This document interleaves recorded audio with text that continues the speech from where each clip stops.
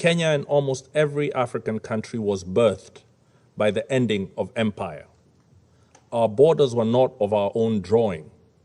They were drawn in the distant colonial metropoles of London, Paris, and Lisbon, with no regard for the ancient nations that they cleaved apart.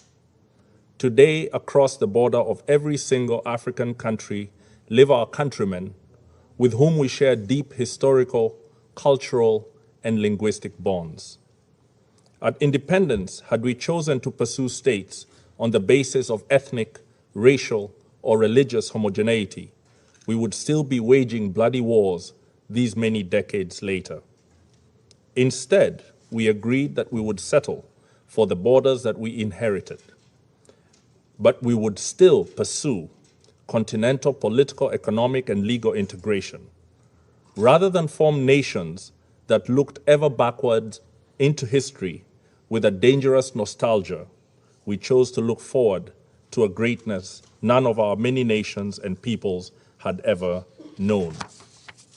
We chose to follow the rules of the Organization of African Unity and the United Nations Charter, not because our borders satisfied us, but because we wanted something greater, forged in peace. We believe that all states formed from empires that have collapsed or retreated have many peoples in them yearning for integration with peoples in neighboring states.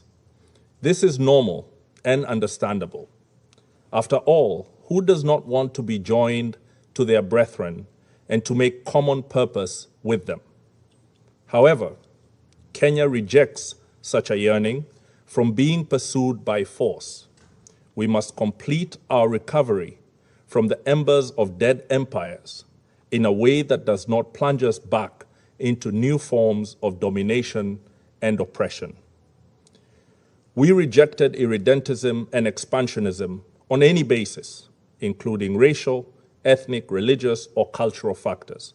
We reject it again today.